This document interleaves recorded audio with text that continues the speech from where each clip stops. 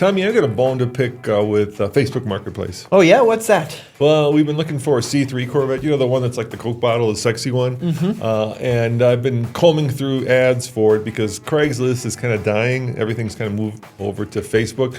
So I've just been really having a hard time just even figuring out if the car is worth going to look at.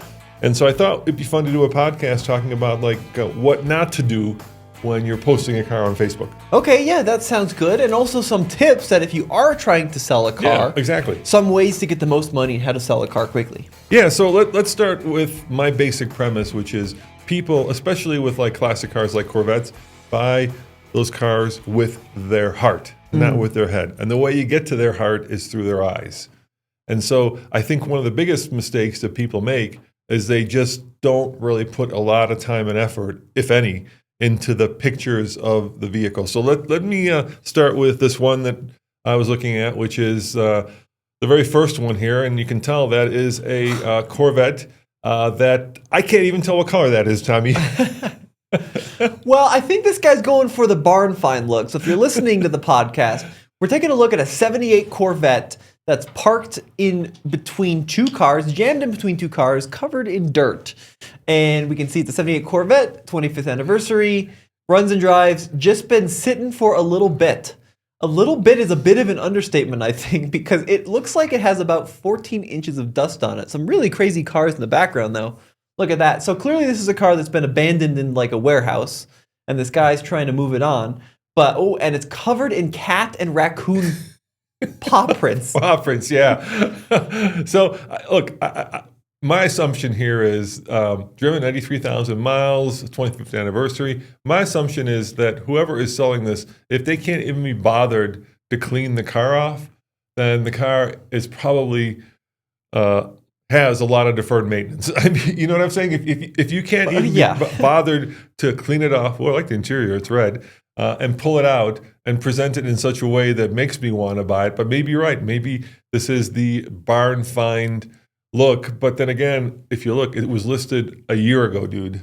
So apparently the barn find look is not working. Yeah, and look, we see this a lot on Facebook where someone posts a car and then they don't bother changing the price, they don't bother changing the description, they don't bother changing the images, they just leave it up to fester on the vine, and then a year later, your $13,000 car is just not going to sell. So this is a good example of, just put even the smallest amount of work, rinse the car off, and take good pictures, and there's a good shot this guy would have sold this car. Well, also, my bone with Facebook is, why are you listing a car that was listed a year ago, right? The chances of this thing still being for sale are almost minuscule. So when I look at these pictures on Facebook and anything that's older than a month, I don't even bother with, because obviously what that tells me, Tommy, is that even if people had gone and looked at it for whatever reason, they didn't buy it. So if the thing, like you said, is festering on the vine, there's got to be something wrong with it. I agree.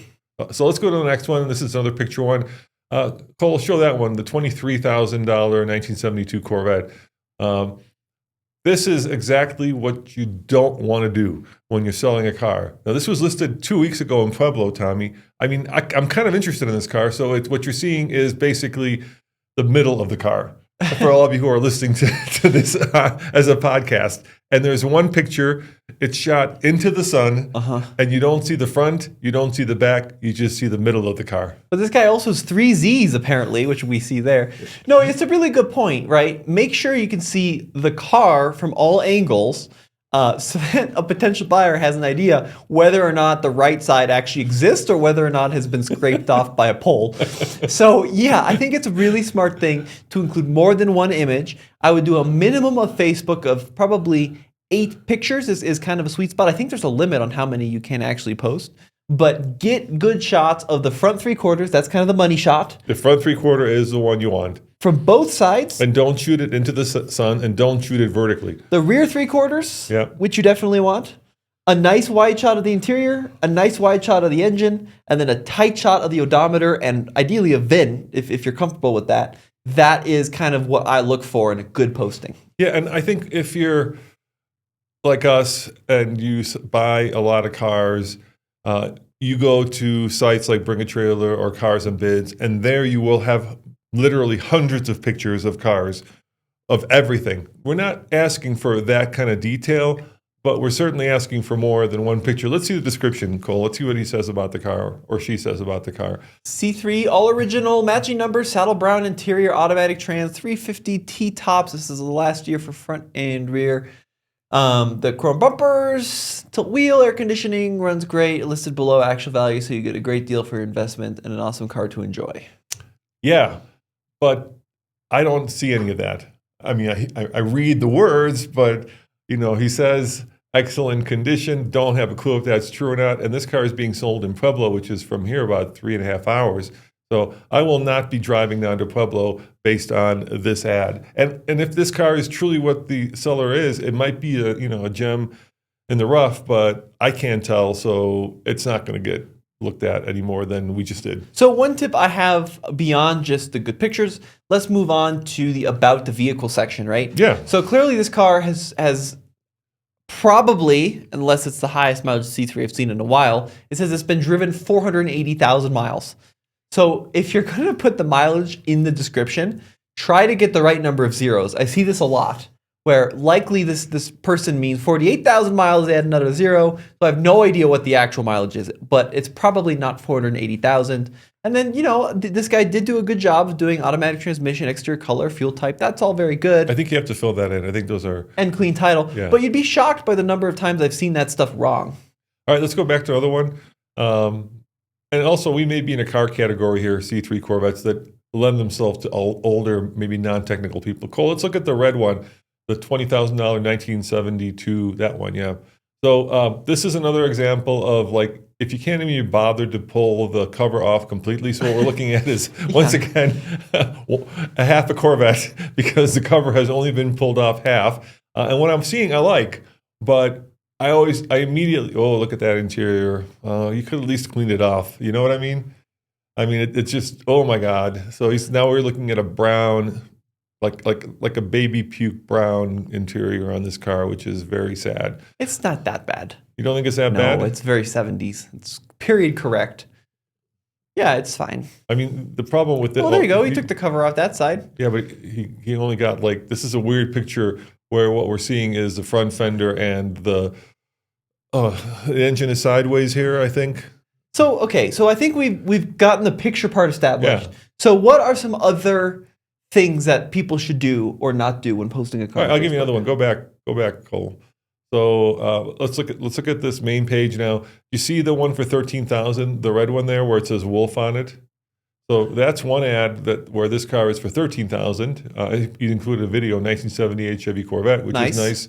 Now go back, Cole, and scroll down a little bit, and then you'll see that this one has been posted twice. There it is again. This time for 12.5. So to me, if you post a car 12 times, twice, and once it's for 13, once it's for 12.5, the idea is maybe you lower the price, but you can do that without reposting it, and it just feels desperate. Well, they're trying to get more eyeballs on it. Yeah, it just feels desperate to me. One of the listings says Corvette Stingray, the other one just says Chevrolet Corvette.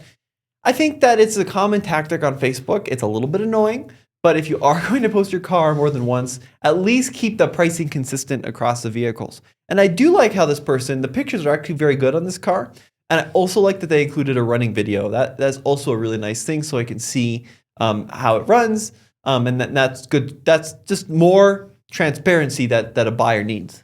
Yeah, and my issue with the running video is everybody shoots it vertically. I think you have to on Facebook, because if you go horizontally, the pictures are horizontal. Go to the pictures; they're like a square, aren't they?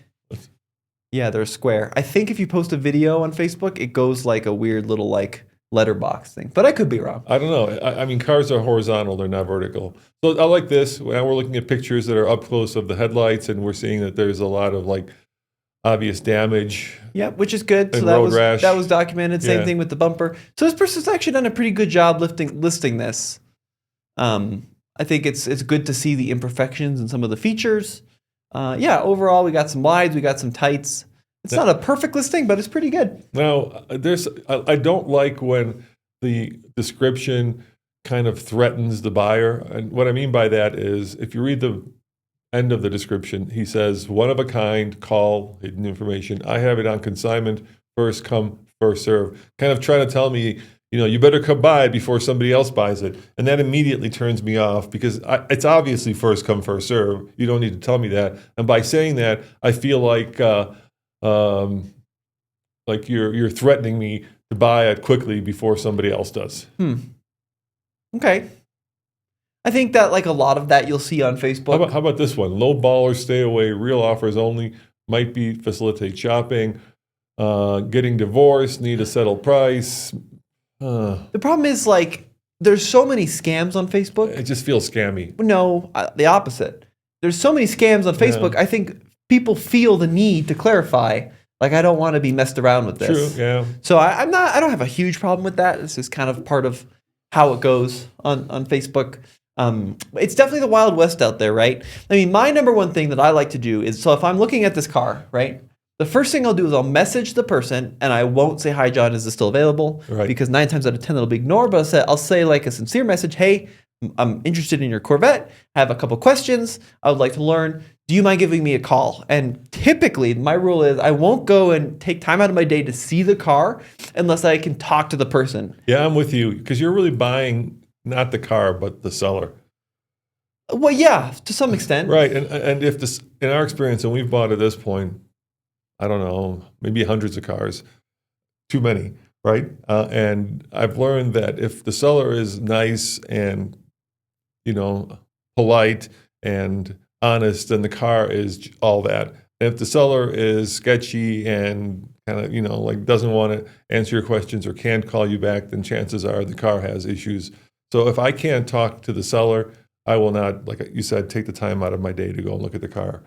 And we've done this so many times where we've been burned, where people said the car is one thing, and then like within 2 minutes of walking up to it, I know it's not the car that was advertised. Sure. And that's just part of how it goes buying any car. Yeah, true that. Even talking to owners always have a different, definition of what a perfect exterior looks like, or an 8 out of 10 interior, or what a scratch is. Let's talk about that. There are a lot of ads where they'll say, this car is in mint condition. It's been thoroughly kept up.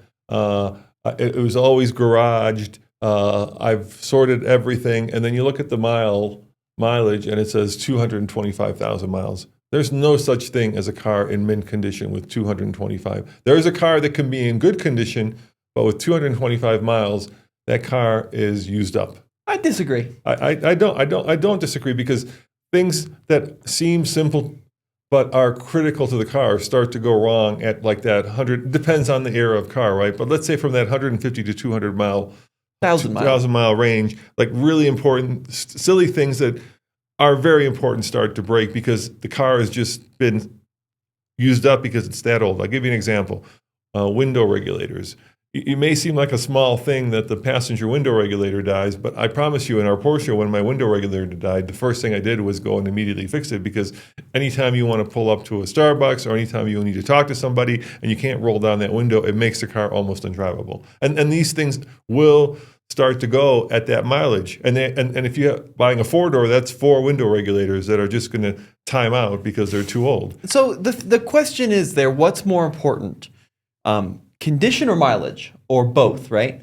So in my mind, in some cases, you are better off buying a high mileage car with a lot of receipts than a low mileage car that has never been maintained. And I'll give you an example. Okay. So we just bought this Mercedes E-Class for $800. Yes. And we bought it from the donated auction. We figured out why it was donated because it had a bad radiator, right? But inspecting that car with our mechanic, Toby, he said this car is in better condition than 95% of cars we've ever bought.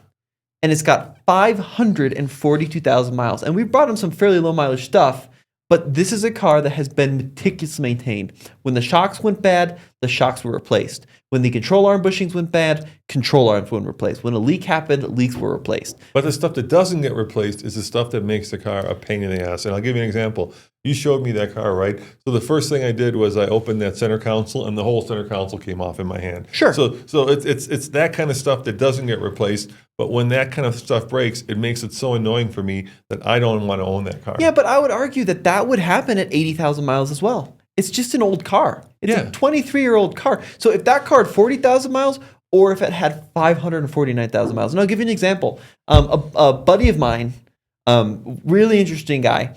He's got he paid, I think, well over $20,000 for the nicest E-Class Mercedes W210 in the world. It was a turbo diesel. It was like a 2001. So same exact era that we did. And he had to dump money into a car that had under 10,000 miles because it had been sitting and it got old and stuff went bad. Yeah, we had to dump money into a car that had also been taken care of. Yeah, but my point is, I'd rather have the high mileage car that's been loved versus a low mileage car that had been sitting around and things left to deteriorate. All right, so let's talk about what Toby is billing us. So the car was $800. It needed a new radiator. How much was that? So that was $800. So somebody didn't bother to fix a radiator. So well, and I think what happened, if I had to take a guess, the reason the car was donated is because the radiator blew out. We're hoping because the transmission might be gone too. Yeah, it could be, and there are wear items for sure. And how about the rear brake calipers? How much are those? No, it was the rear brake lines. How much? That wasn't miles. That was age. Okay, but I'm saying. But that 10,000 mile E-Class had to have rear brake lines too because it had been sitting for 25 years. The problem is I think the bill is going to be like $1,500 on an $800 car. And of course, you may be wondering, why are we doing that? Most people wouldn't spend more on a car that's going to be worth $800 after you put $1,500 into it. And the reason is because it's got over 500,000 miles and it's an interesting video. So we're kind of really in a weird position where we make money by making interesting videos, and a 500,000 mile Mercedes is an interesting car. So from a business standpoint, it's worth dumping more money than the car is worth into it. But most people won't do that. And you're right. That certainly is an equation you have to work with in your head, is like, okay, this car is never going to be that valuable. How much do I want to put into it? Versus the super low mileage E-Class diesel is always going to have some value. And then to me, the way I connect with a car is through the touch points, and cars that are used up. Let's say they've been mechanically sorted. So 200,000 mile car where, all the mechanical bits have been sorted. Chances are the parts I touch have not been sorted. So on that Mercedes is a good example. The steering wheel is definitely used up, and I hate holding on to it because it's all sticky and weird because all of the leather's coming off. And I haven't sat in that car yet, but I bet you that seat is completely used up too. Actually, it's pretty good. Even the springs? Yeah, it's actually pretty good. I won't sink into the floor when I thought sit it was on fine. Look, and those things are replaceable, right? And but they're so expensive to replace. A steering wheel for an E320 from 1998, they built like 1 million of those cars. You can get those pretty easily. Yeah, but my time is worth more than having to go to a junkyard and scrounge around and find the right steering wheel for that car, because that's the way the value of that car necessitates you doing that, because you could easily spend $400 on eBay for that steering wheel when you have an $800 car. In my mind, I doubt it would be that much. I think it'd probably be 100 to 200. In my mind, I would much rather because you talk about buying the owner, right? Right. And that's what you're doing. In my mind, you are much better off buying the owner, who's someone that meticulously maintained that car over a long time, versus buying a nice car from an owner that didn't do that. And a good example of this is that Trans Am we bought. So we bought this really rare Trans Am Comp TA, if you remember, right? I remember, yeah. Super low mileage for the year. Yeah. It like, I don't know, 70,000 miles. Yeah. And it was aesthetically perfect. The paint was nice, the panels were nice, all the touch points were good, but the previous owners had not bothered to do the mechanical work. So when the window regulators broke, they didn't fix it. So we had a car that didn't have windows. When the LT1 started to get tired and OptiSpark started to go bad, they didn't fix it. So the car never was making the full power it should have been making. You can see there. So it was a nice car, visually really good. The touch points were good. It had a low miles, low owner, but it wasn't a very good car, and it needed a lot of love to bring back to life. Yeah, so my point, Tommy, at the end of the day is there's no such thing as a $200,000 mint car. A mile. 200,000 mile mint car. And the reason for that is it's just used up. All the parts are, used up on it. Somebody has taken the life out of that car. And in most cases, in 99% of the cases, unlike this weird Mercedes we just bought, the cost of actually making that car would be much more than buying one that has a lot fewer miles. You see the problem? So yeah, you can buy a 200,000 mile car, but on paper, that car is worth nothing. And so you could spend $10,000, $15,000, $20,000 making it perfect, or you could just go buy one that's got 10,000 miles that is perfect for the same amount of money, right? Less miles, especially in collector car world, means more money. But I would argue that 10,000 mile car is not going to be perfect. You're still going to be dumping money into it. But it'll be worth a lot more. Yeah, you might get it back on the return. But that's why those wrapper cars, right? I hate that. I hate when people. I think it's absolutely silly if you buy a car that has low miles and then you're afraid to drive it. To me, cars are meant to be driven, and they're fun and they're cool. And if you're buying a car because it's an investment or because, a wrapper car where it's still in the wrapper, that is a whole different world that I don't know anything about because they're usually very expensive. Well, we do actually. We had a wrapper car. What do we have? So we had this 84 Honda Civic station wagon that Honda sent us. We didn't have it. It was Honda's So the car. Honda sent it to us Yes. with 65 miles on it Yes. and getting it running. And that car was a mess. It was a mess to get running. It was visually pristine. It was such a cool story. But our mechanic, Andy, had probably 100 hours in that car because as things sit, they deteriorate. That carburetor was completely clogged up and had to be rebuilt. And every time we rebuilt it, when it got hot, more gunk would clog it up again. But the value of the car was always there. Sure, I agree. Because it had 64 miles on it. Yeah, for sure. And people would buy that car and they would fight to buy that car because it's a time capsule. It reminds them of their youth. I mean, look at the interior in this thing. It's absolutely pristine. If you care about value, that's important. That is mint to me. I don't think it is mint. Okay. I think it's mint visually. We can agree to disagree. But that car needed a lot of love. It needed a lot of love. And then that needed brakes. It needed brake lines because it was all seized, right? It was all old. But if that car was 100,000 miles, right, it would be worth, I don't know if it was running, it would be worth $400, $500. But because that car is 64 miles, I don't know what the real value is, but I bet you somebody would easily pay thousands for that car. Yeah, probably 40, and so 50 then grand. you can put that money into it and you can feel like you're getting something back out of it. Plus, you feel like you're driving, a genuine time capsule that has not been mucked with. And that, to me, has value. But I feel like you're attaching the value and the mintness of the car to the dollar amount, right?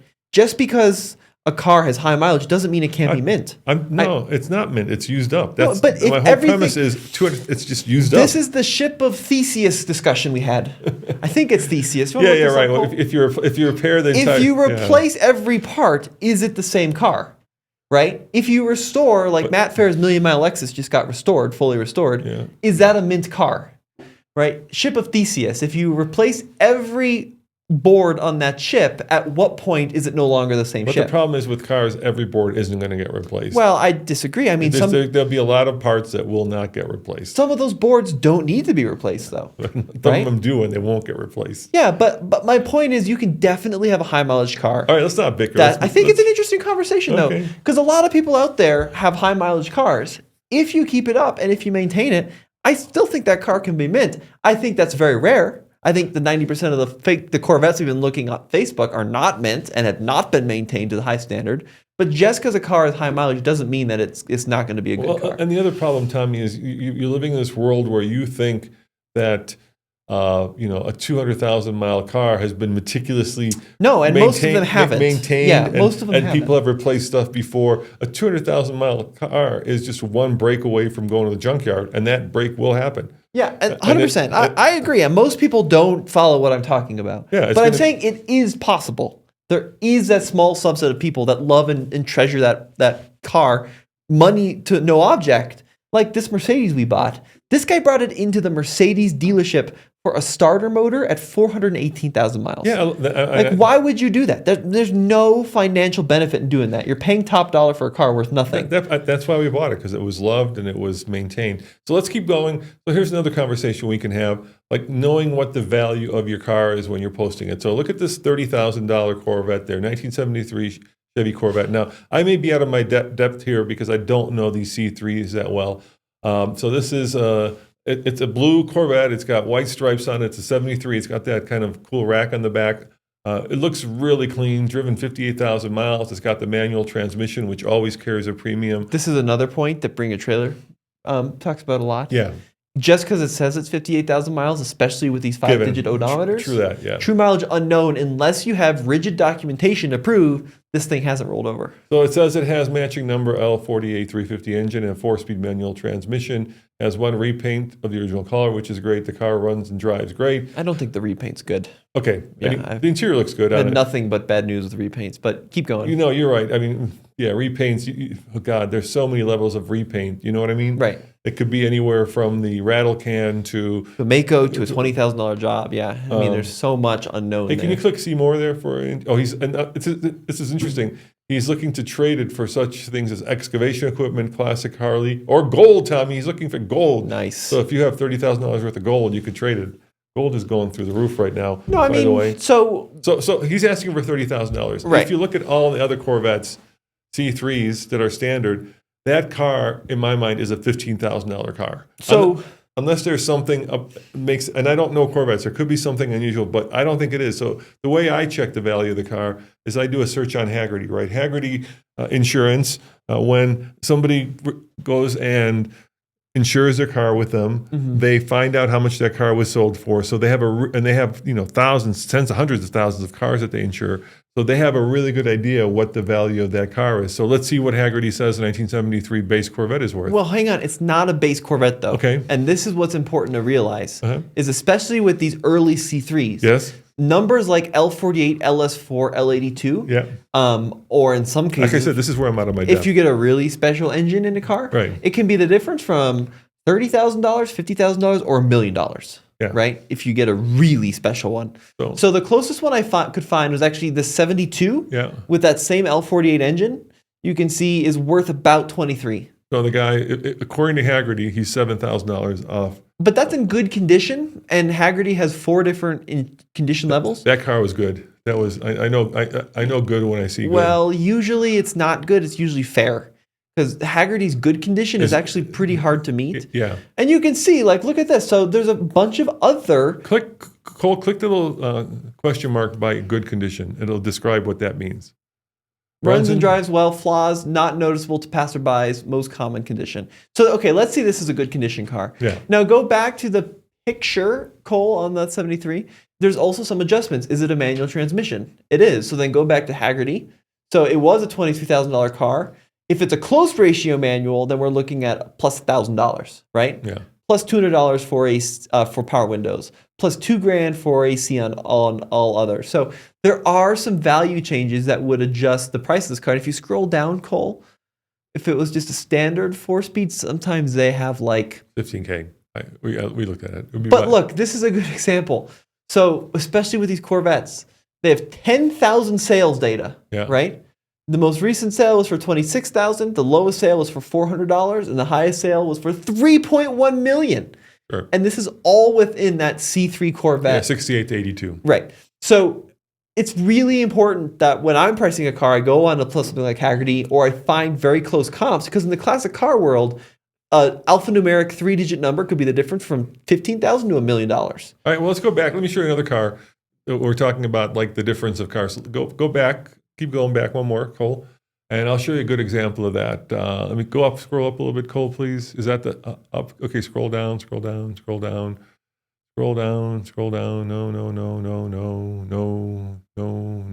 The car's not there anymore. It was there yesterday when I was getting ready for this podcast. Maybe it's sold. I don't think so. It's been there for like 3 months. Right. Well, it's not there now. It could, because could you go up again? Let's see. It was at the very top last time. No. All right. What can you describe what you're talking about? No, because I need to show it. It's weird. Scroll down again. It's weird that it's not there. Can I talk about something else while you're looking go for it? it. Yeah. So when I sold my Super Beetle, I used Haggerty and I used other comps to kind of choose a fair value for that car. Yeah. And like Beetles are another one where the prices are just all over the board, right? So what I did was I found 3 or 4 comps in my area, and I kind of priced it right in the middle of those comps relative to what Haggerty said, make sure it was still in that ballpark. And then the market was pretty soft for Beetles when I sold mine. So I ultimately lowered the price for a quicker sale. So that's, in my opinion, that's the 2 quickest ways to sell a car on Facebook are good pictures and then fair pricing, right? If you want a car to sell fast, you just lower the price. Even by a couple $100 can have a big impact. And I usually will price a car like that 1990 there. Instead of pricing it for $10,000, I'll do what this person did, where I'll price it for $9,990, that white Corvette there. So that's a great way I find to kind of just play some of those little mental games, right, and help people move cars on. So that's something that I found to be really successful. Hey, Cole, can you do a search for a 1970 Corvette? I think it was a 1970 Corvette. I was just looking for it. This is the problem with Facebook. It changes, yeah. It just changes what you're seeing.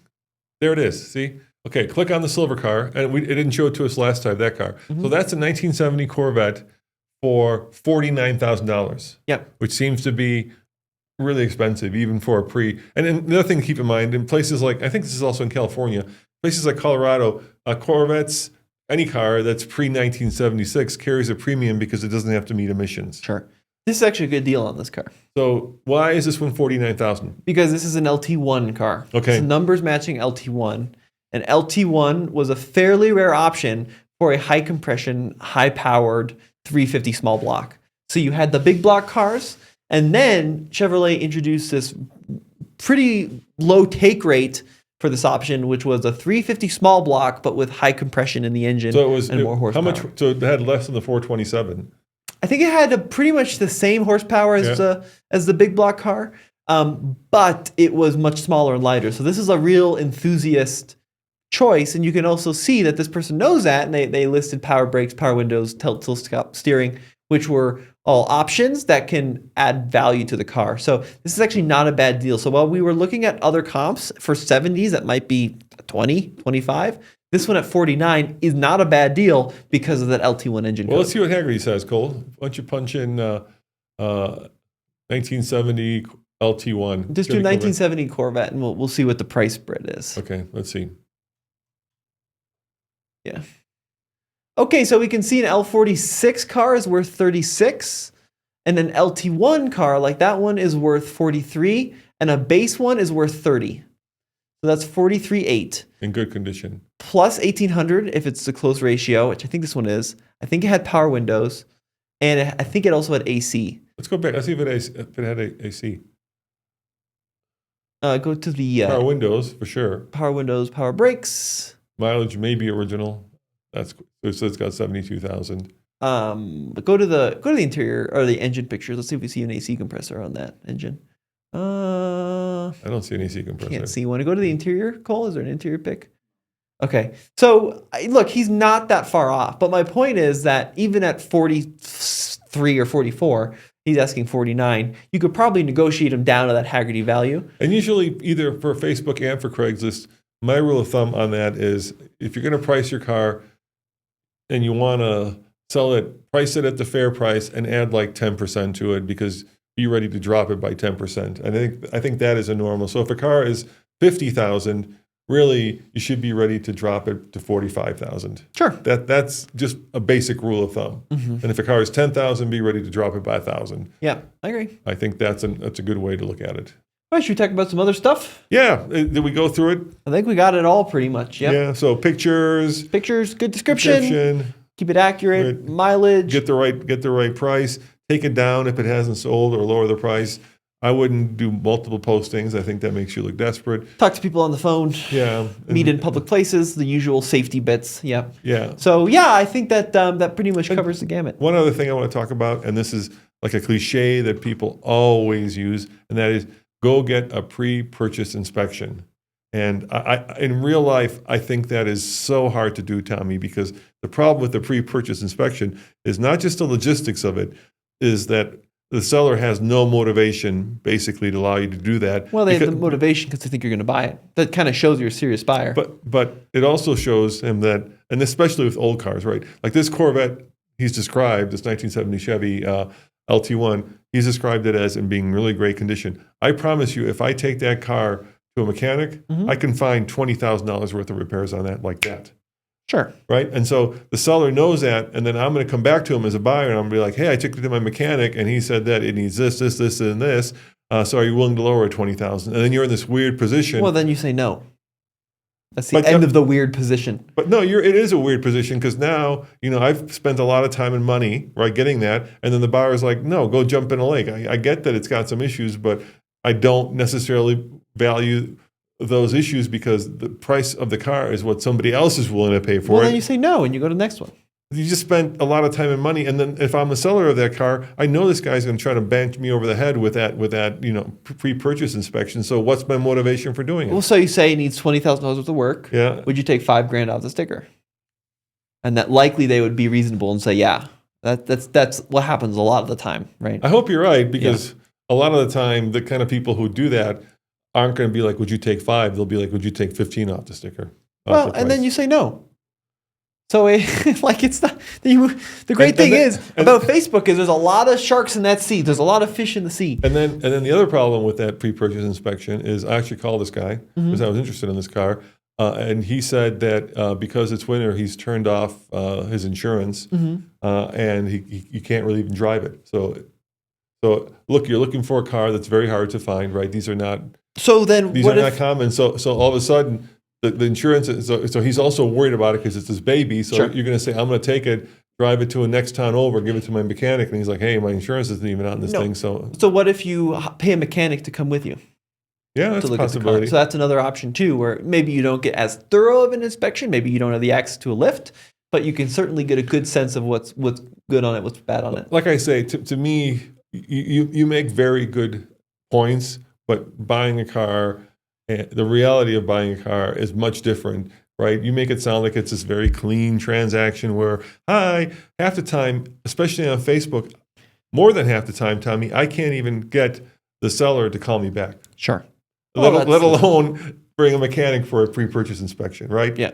And that's why dealers do so well, because dealers understand the way that cars are purchased.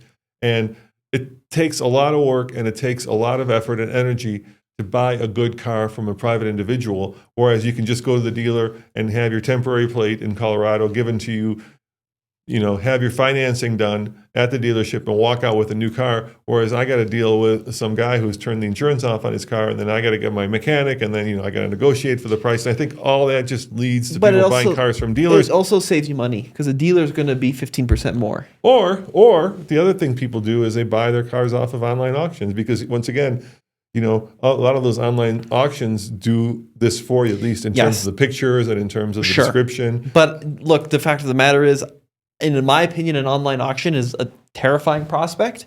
Oh, I'm with you, absolutely. Because that's even forget the pre-purchase inspection. A lot of online auctions, you never even have. Most of them, you don't have a chance to even see the car in person, and then the car shows up, and you realize the right rear window doesn't work, and the tachometer has been rolled over. I mean, there's so many things you can do. People don't talk about the dark side of online auctions. Right. Like, okay, so let's say you're not even a dishonest seller. You're just a typical seller, and you don't disclose these things.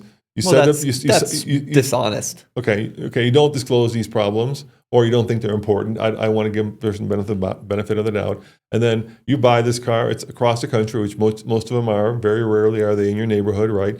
And then you pay to have the car delivered. It shows up, and the rear window switch doesn't work, and the air conditioning is on and off. And then you call the auction company and you say, "Hey, this guy sold me, a car that not as described." What's the auction company going to do? They're going to ban the seller. That's all they're going to do. Look, it's buyer beware, right? Yeah, exactly. So it's always a little bit of a gamble when you're dealing with auctions. I think it's a huge gamble in my mind. I mean, it depends. Okay, we bought our Jeep. To be fair, we bought our classic World War II Jeep from a really great seller. Yeah, and it was perfect. It was exactly as advertised. It was exactly as advertised. The guy was wonderful, and I wish that everybody had that experience. But for me, you're rolling the dice when you're doing an online auction. So I will rather go through all the work that we just described so that I can get hands-on and I can get a sense for the car myself. And I've bought some stinkers, but for the most part, then it's on me, and I have nobody to blame but myself, because I looked at the car, I drove the car, and I still bought the car. But you have to keep in mind too. That old Camaro we bought, right? We never saw that car. We bought it sight unseen, basically. Yeah. Mm-hmm. And it turned out to be a real. Well, yeah, but the thing is, like, some cars you just can't go on Facebook and buy.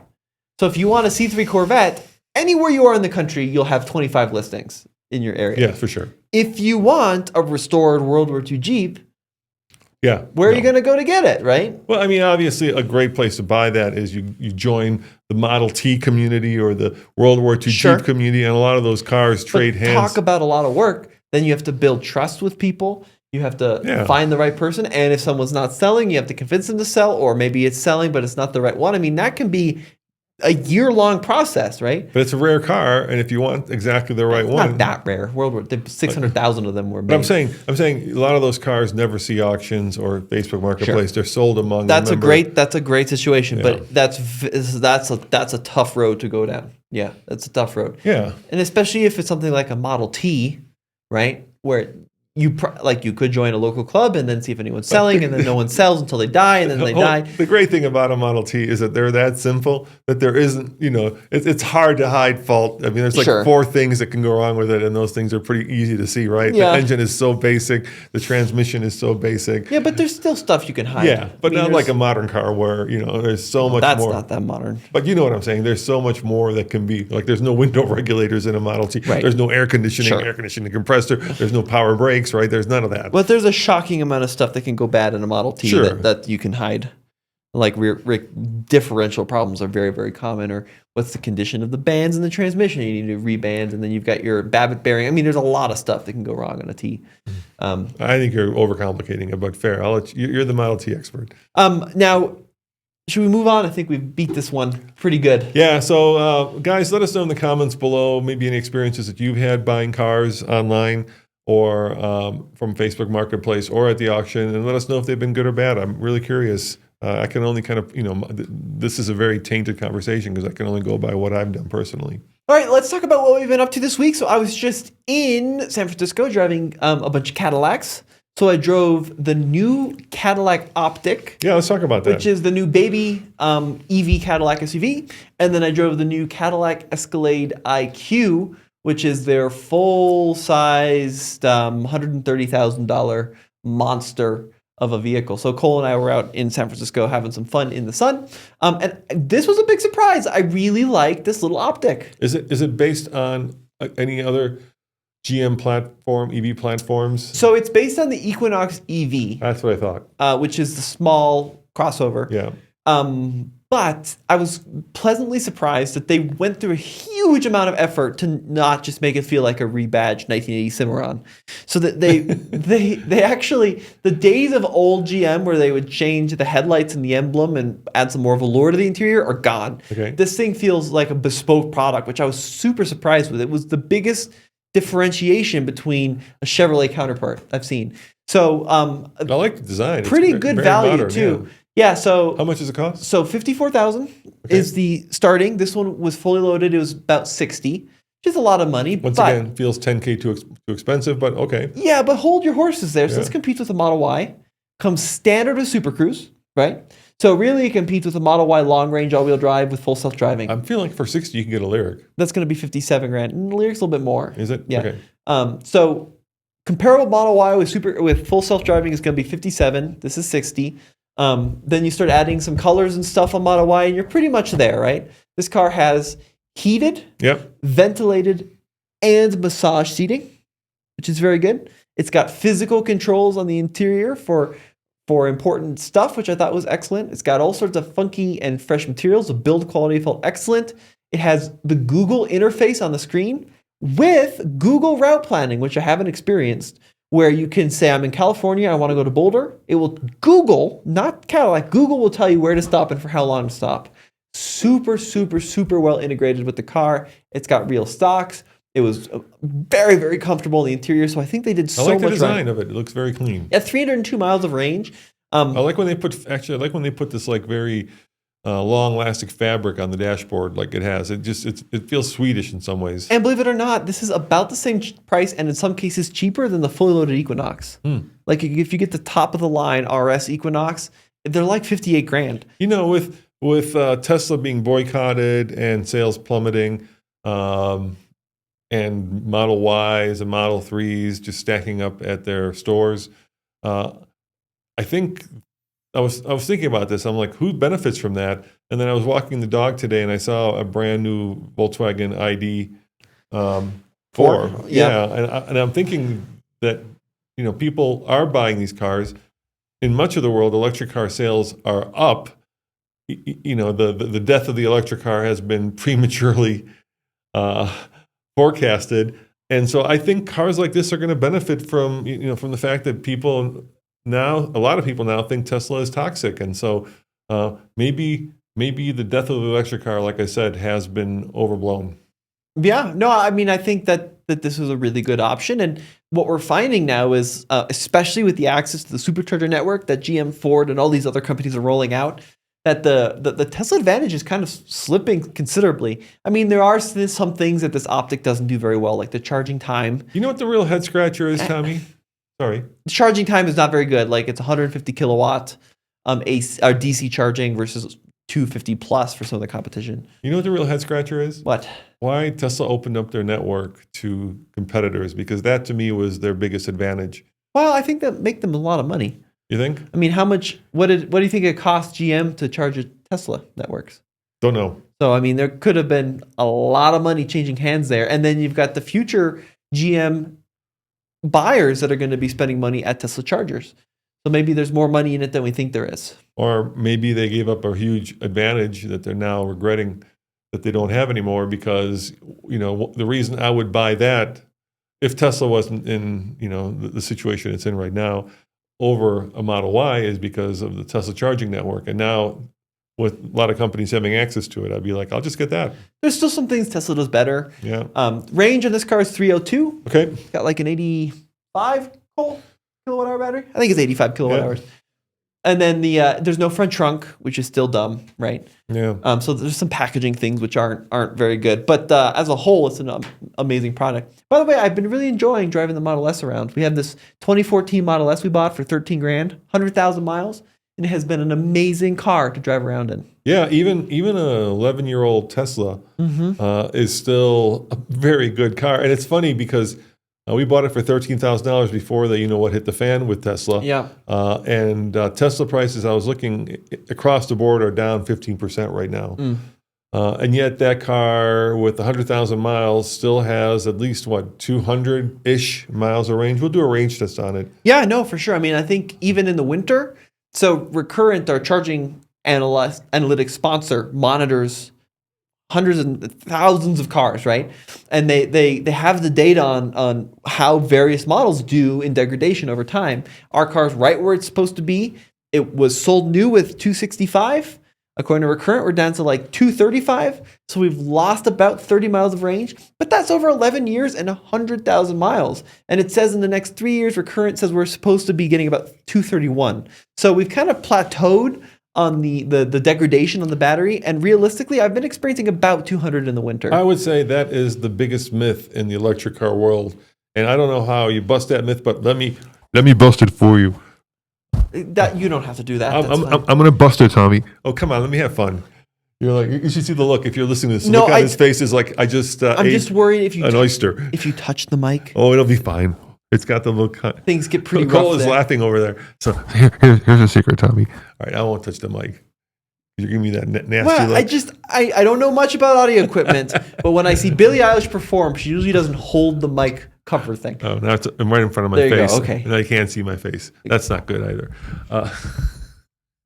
The secret is electric cars are not like telephones. The battery does not die in 2 years.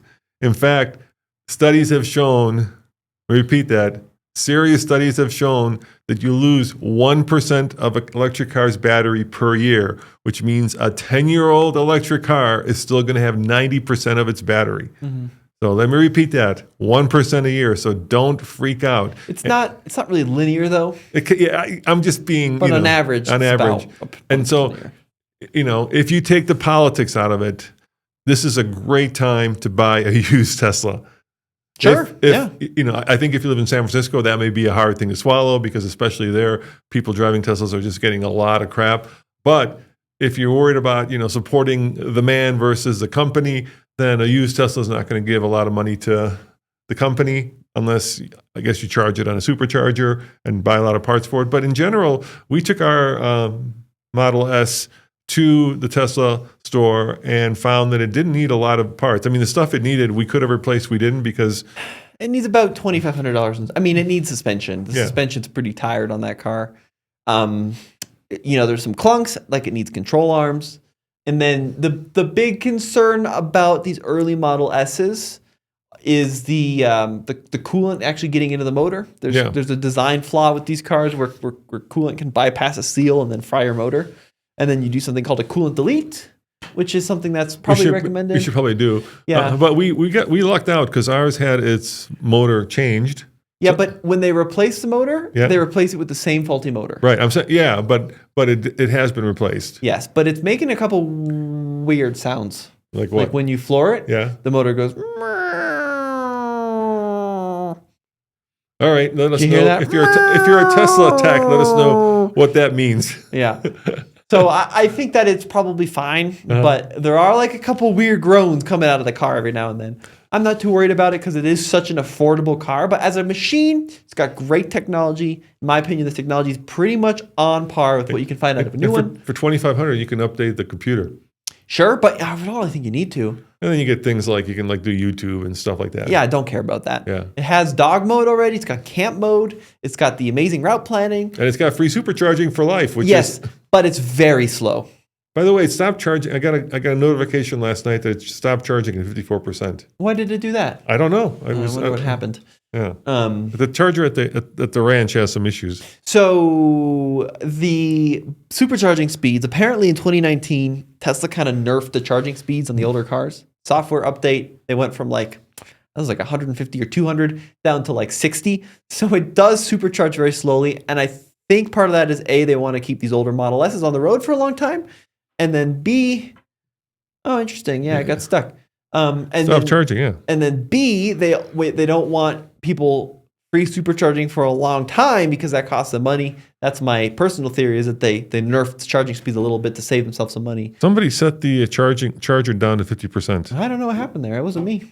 Now it's charging again. Okay, I just moved it up. And that's also one of the things that Tesla does really well, which is the app. Mm-hmm. So like it told you that it was, that it stopped charging and now it's starting to charge again. Great. Yeah. Wonderful. So anyway, what else? You said you saw the new Cadillac. Tell me about that. The Escalade IQ and IQL. So they have a new full-size electric Cadillac. Yep. The Escalade IQ is based on the Hummer EV platform, essentially.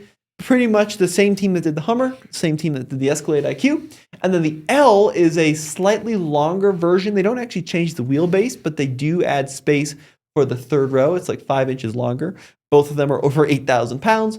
Both of them are absolutely insane, but they are very cool. I was kind of thinking they feel a lot like a rebranded Hummer, but the interiors are totally different. The design's totally different. Would it be more like a rebranded Silverado EV, maybe? No, actually, really? no. Okay. They really gave it its own kind of character and own feel. So I was kind of blown away with what they did with this thing. It was really cool. When's that video coming out? IQL, I think, will go up on Monday. Okay, there it is. Yeah, there it is. That's a handsome car. That's the standard IQ. They look pretty much the same. Yeah. And there's not really that much difference in trunk space, but the IQL does have a square trunk versus a slant trunk that the standard IQ has. Now, it's funny because you went on the program for journalists and get the cars for sale already. Yeah, so I can't talk about how it drives, but you could go drive one at your local Cadillac dealership right now and then tell me how it drives. So the embargoes are getting pretty nutso on these trips. Yeah, you kind of put your finger on the problem from our point of view. Yes, exactly. So you guys, if you want to tell me how it drives, feel free to drop a We comment can't below. tell you till Monday. But I can't tell you till like Monday or Tuesday, I think. I'm guessing it's over 100. Yeah, you can see it starts at 130 and then goes to 150. Yeah. But Cole and I had a great time. It has automatic closing doors. This is a new trend now. Have you seen these? Not just soft close, you mean completely closing. Yeah, remember how the Tesla Model X did. Yes. I love that. That was my favorite feature. We had a Tesla Model X, and when you got in it, all you had to do was press the brake, and then the door would automatically close. But this one you could do this in the X because it had the Falcon wings, but you could also open the rear doors on the screen. So if you have like a livery guest coming, you can slide the rear door open without getting out of the car. That's pretty cool. Yeah, it is very cool. Yeah. So there's I have to say, stuff. my favorite feature on the X was the fact that the door would close itself. It felt so luxurious and so like over the top that you didn't have to reach over and and it's completely silly, right? Because closing a door is the easiest thing in the world. But sometimes luxury is having people do the easiest thing in the world for you. So it also has 55 inches of screen. It's too much. Yeah, it's too much. Yeah, this whole trend toward passenger screens, I just don't understand. Why not use a phone? It's funny. So I've been reading the news, and finally, like the rest, because we kind of drive all of the newest cars. Obviously, it's our job, and so we kind of hit upon these trends early, and it takes a while for it to kind of percolate through the auto buying world. And people are now just starting to figure out that they hate the fact that a lot of the door handles are electronic and retractable because it causes so many issues. They hate the fact that every manufacturer has decided to move the way you shift the car into gear, to either have a start button or not have a start button. And I think the general public is getting really tired of having to figure out how to drive a car all over again. Well, what I'm finding is I'm just getting a lot within the last 2 weeks specifically, I'm getting a tremendous amount of technology fatigue. And I can't believe I'm saying this, but I used to think of myself as a pretty tech savvy person, but getting in and out of these cars now, like there's so many configurations and customization I can do. Like this Cadillac, we were driving the IQ, and like no driving impressions. I'm not telling you driving impressions. I wanted to change the center screen. Yeah. And I was so burnt out from dealing with the screens, I just gave up. I'm like, Well, I'm just going to leave it like this because there's so many menus and sub-menus and buttons and switches and like, why? This is at this point, it's not adding anything to my driving experience. It's actually retracting or subtracting from my experience. Like driving my 84 Mercedes that has none of it. Yeah. It's got buttons for climate control. It has a cassette deck and it has power windows. And driving this thing with 55 inches of screen, there is almost nothing I feel like I'm getting out of this experience. It's better than the Mercedes from getting me from point A to point B, except now I'm thinking 3 times as hard to make anything work. Here's a thing that's also crazy dangerous, and I've actually hit upon this a lot. And people say, well, a lot of journalists say that we need to give manufacturers a break because most people, when they buy their car, they become familiar with it. And since we're driving a different car every week, it's not that intuitive for us. But how about this one? I love how they keep hiding and moving the hazard switch. That's one of my biggest pet peeves. It's like I'll need the hazard switch for something that's usually pretty immediate and pretty critical, and then I'll be like, I have no clue where they hid the damn thing. So there is actually regulation on that. Yeah? Did you know that? No, because they move it around so much. They've had it forever, actually, the regulation. So the regulation, as far as I know, on hazard switches is it has to be a physical button. Yeah. So even in like a Tesla, it's a physical button, and it has to be located down the center line of the car. So you'll never find like a hazard switch on the far left of the steering column. You'll never find it like hidden in a menu. It has to be located down the middle portion of the car. It can be on the roof. It can be in the center console. You know what the problem with that is? What? It's like that little arrow that tells you what side the gas cap is on. The gas receiver Gauge or the gas filler. Yeah. So every car, I think almost every car, when you look at the gas gauge, there's a little arrow. It'll either point left or point right. Yeah, Ford invented that in like the 80s. Yeah, and that tells you on what side you fill the car up on, which is great because especially from our point of view, we drive a lot of cars. It's always like, which one do I pull into? Which gas station? Which side do I pull into? But the problem is, unless you know that, then it's useless information. Unless you know the fact that that arrow is there. And it's like, until you told me that it's in the center, I kept looking over everywhere because I didn't know that there was a rule that said it has to be in the center of the car. Arrow is very standard knowledge now. I don't think so. I just had Mary who didn't know it. But Morgan knew it, which I was pretty impressed with. And do they do the same thing for electric cars? Yeah. They do the little Usually they do. Yeah, next what to the if it's in the battery nose? gauge. Well, listen. But Dad, here's the thing. This is a pretty uniquely us problem. No, I disagree. I think it's an everybody problem. So Morgan drives one car, and she doesn't often forget where the gas filler is because she drives the one car. Cole, do you often forget where it is on your RAV4? No, because if you drive one car all the time, you know it, right? It's a problem for us because we have 15 cars in the office and 3 press cars a week, and we're constantly in and out, and then we don't know. So Cole, you never drive your friend's car, you never rent a car. This is not rental, sure. I drive my girlfriend's Yeah. But if she's not in the car. Times that happens. Yeah, I agree. So Cole said if he drives his girlfriend car, he'll just ask her. Yeah, but the point is like it is a problem, especially if you're renting a car, but it's such a small problem. I mean, the cool solution, I think that we need to figure out a way to get back to is what they did in the 60s, except don't cause cars put to it blow behind up. the plate? Yeah, put it in the middle. Behind the license plate? And then it doesn't matter what side you pull up on. I thought that was so cool. Well, it was very dangerous. I know, but it was so cool because it's like a James Bond thing, right? Yes. The gas filler is hidden behind the plate. But when you get rear-ended, it exposes a lot of fumes to a lot of sparks. But that was really cool. And then I also thought what Jaguar did was really cool, where they had the boat tail with the 2 filler necks. Yeah, you can go and you can go to either side. Either side, yeah, very cool. Yeah, that's really cool. And then I actually have to give this. And we had a truck that had that too. Our old Ford. What was it? Yeah, that was a pain in the butt. No, the Chevy had it. They had 2 tanks. Yeah, but that was terrible. And they were on the same side. No, they were not. Yeah, they were. No, the Ford has 2 tanks on the same side. And the Chevy had one on either side. Yeah, and the Chevy was dumb because you had to then fill up one tank, then drive around and fill up the other one. The Ford, at least they were both next to each other. Well, you would have had that switch where you switch from tank to tank and working, and ours wasn't working, so it didn't really matter. I actually think the Nissan solution is really good, and nobody does it anymore. but the Leaf has it in the nose. And then this whole supercharger, oh my gosh, I have to park weird because the supercharger cable's not long enough. There's no doubt that charging ports like the Rivian should be in the nose because you pull up to a supercharger. Sure. And it just makes a lot of sense. Well, I mean, you could argue that superchargers are meant for the rear left, right? So maybe it should be in the front left. Well, think about this. Let's say you're even front right. Let's say you're even front towing right now. Yeah. You have to have a pull-through charger, Mm-hmm.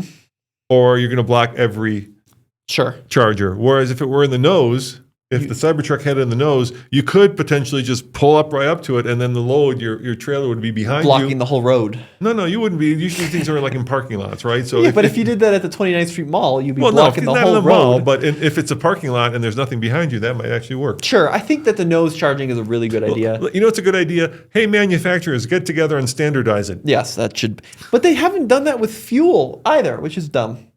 Although it's not dumb, actually. No, because the fuel is based on what side of the road you drive on often. Yeah. And then the theory is like with the Germans, right? The Germans always do The right. the right, which is the Not so if you run out of gas in Germany, yes. you're filling up on the right side out of traffic. So you're not standing in traffic on the Autobahn getting run over by cars doing 150 But kilometers. if you run out of gas in America, it's always on the left, and you are getting run over by 18-wheelers doing 85 miles an hour. So put it behind the plate in the ass. There you go. That's. Or, remember, like in like the 50s cars, where they put it behind the taillight? That was really cool too.